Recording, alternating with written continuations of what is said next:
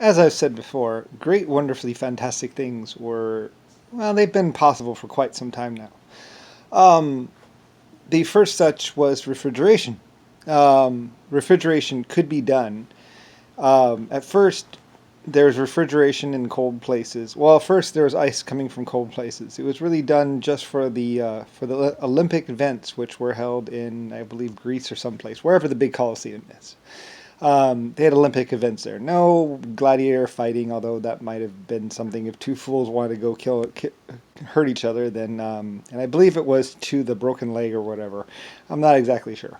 Um, which I believe basically made it so gladiator was permanently out of the fighting or something like that. I don't know. I'm not exactly sure about the rules of that, but basically, I don't know. Those were two people that consented to basically pummel each other until one of them got a broken arm or a leg or something like that. I don't know. Anyway, though, I didn't really, I didn't handle that. I have nothing to do with that, really. Though that you're gonna have to go talk to a gladiator and blah blah blah. That was not me. I was putting on the event, and in fact, later on, also put on paid for the Coliseum to be built and all that stuff. And then later on, one of the things that they offered that was done is every year at the Olympic event, ice would be brought down using my fastest ships, would be brought down from the polar regions or from the cold places to the Olympic event. And everyone had, well, what the way it started is I wanted to put on a ice skating or skiing competition of some kind. So the Coliseum was changed, ice blocks were brought in, and it turned into a giant slushy. It never really worked. But it was interesting, and everyone was still amazed at the coolness of the ice. People in the hotter regions saw ice. Some of them, for the first time, saw ice. Some of them had never gone that far. So later on, I thought, well, maybe we could at least do some sort of like flavored drink or something. So the next year, what was done is vendors mixed some sort of flavoring. Well, I think first they just offered just shaved ice, and then they offered probably flavorings in the ice, which were only available once per year at the Olympic event. Because I would personally pay for ice ships to basically go to the ice, get the blocks of ice, and bring them down as fast as they could to get to the event where they would be put inside of solid block room where they would stay cool mostly until the end of the event, and basically would slowly melt away the whole time, pretty much. And they would provide for slushies and shaved ice things, and they made a little machine to shave ice.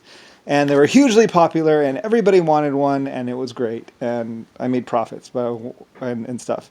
So then I thought, well, maybe we can somehow offer shaved ice more times per year,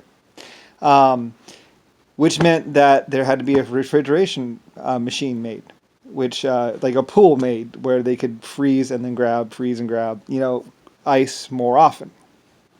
So I believe one year we offered the shave ice longer, like before the event, during the event, and after the event, all through this giant machine that was built in the Arctic, that's close to the Arctic, that was possible to get a refrigeration machine. And I believe it used salt. It was a brine machine, whatever. Basically, really expensive. I mean, we're talking like a steam engine. We're talking like really, really expensive stuff. I'll basically build a factory, build a building just for ice. But it provided ice for longer. And then there was also ice being provided for other areas as well. And they did it more in more countries, which is great. But there's still the problem of the ice was melting on the way to the event, which meant that basically they only got, like some places only got half the ice that was started out with, depending on how far it had to go. So I was working on refrigeration, and refrigeration kind of was being done at the places themselves a little bit. So there'd be a refrigeration house, to freeze the ice, and a refrigeration house to keep the ice cold, and those were set up. And then later on, I tasked a group with somehow getting it smaller to put on a train, which is basically you'd have a train car that was a refrigerator, and then another train car that was the refrigeration unit. So, and that was done. But the ice could then be taken from the high places where it was frozen, and then taken down to the ice houses where it was being kept, and people could get their little ice and stuff and have their little slushies. Yeah, slushy, or little shaved ice things. Anyway, so that was done, but it was hugely expensive, and I was trying to get smaller, and people were trying to get smaller, but it's not that easy to do refrigeration, or at least not back then. It was still really, really big. It's kind of like the first remote control vehicles were actually battleships, and were huge. Like the ship, the remote system for the ship was the size of the ship practically. It was huge. But they could fire and maneuver the ships with some accuracy, as long as the radars, and they had 1 and 2 radars, in case one got taken out or damaged or had a problem. They had an auxiliary backup radar dish. But basically the remote system was the size of the ship, pretty much. And only had a short range, a couple miles at best.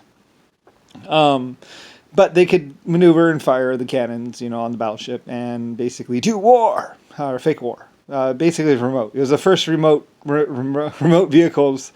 They kind of had to be battleships because no land vehicle could be that big. Basically, it's pretty much building at sea, pretty much. And so the first remote things were like that, basically. And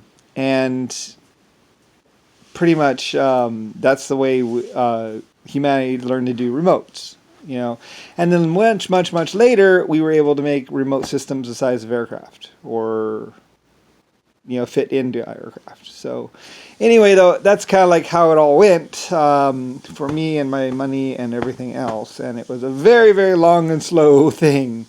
Not very easy at all.